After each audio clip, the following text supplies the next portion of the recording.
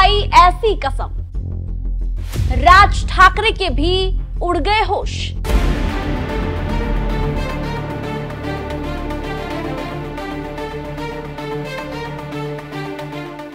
नमस्कार, NMF news देख रहे हैं आप और मैं हूं आपके साथ वागीशा पांडे। रिश्ता चचेरे भाई का है, रिश्ता खून का है, लेकिन राजनीतिक लड़ाई इतनी बढ़ गई है कि उद्धव ठाकरे ने खुले मंच से राज ठाकरे को लेकर ऐसी कसम खाई है कि जिसने भी सुना वो यह सोच रहा है कि क्या अब कभी दोनों साथ नजर नहीं आएंगे। महाराष्ट्र में जैसे जैसे मतदान करीब आ रहा है वैसे वैसे नेताओं की बयानबाजी बढ़ती जा रही है।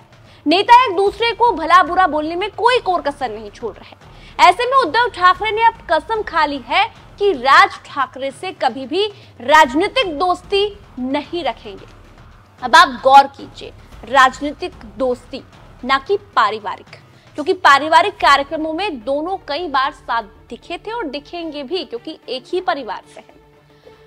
उद्धव ठाकरे ने छत्रपति शिवाजी महाराज की कसम खाई है कि राज ठाकरे और मैं कभी राजनीतिक मंच पर एक साथ नहीं होंगे।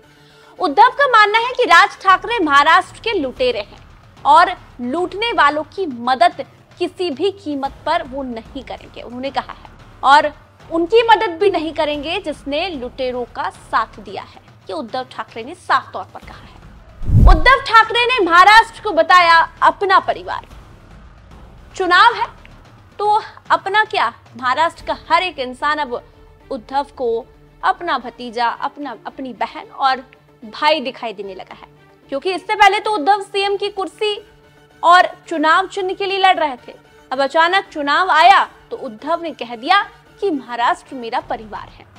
बच्चों की अचानक चिंता होने लगी उद्धव ठाकरे को, लेकिन कोरोना काल में कहां गए थे उद्धव साहब जब बच्चे तरस रहे थे एक एक रोटी के लिए। अब कह रहे हैं कि बच्चों की पढ़ाई देखिए। उद्धव साहब को अब लग रहा है कि राज ठाकरे, शिंदे ये सब लुटेरे हैं और वो लुटेरे की किसी भी कीमत पर मदद नहीं करेंगे, साथ नहीं देंगे। चुनाव से पहले फिर उद्धव वर्सेस राज ठाकरे। राज ठाकरे और उद्धव ठाकरे की लड़ाई नई नहीं है, ये 2003 की बात है जब ठाकरे वर्सेस ठाकरे देखने को मिला था। शिवसेना का अध्यक्ष उद्धव ठाकरे को बनाया गया था और राज ठाकरे मुंह देखते रह गए थे। तभी उन्होंने शिवसेना छोड़ दी थी और अपनी अलग पार्टी बना ली थी। 2006 में मनसे का गठन हुआ। उसके बाद उद्धव ठाकरे के कार्यकर्ताओं ने राज ठाकरे के काफिले पर सुपारी से हमला किया। ये तो अभी की बात है, चुनाव के समय की, लेकिन इसका जवाब गोबर और चूड़ियों से दिया गया।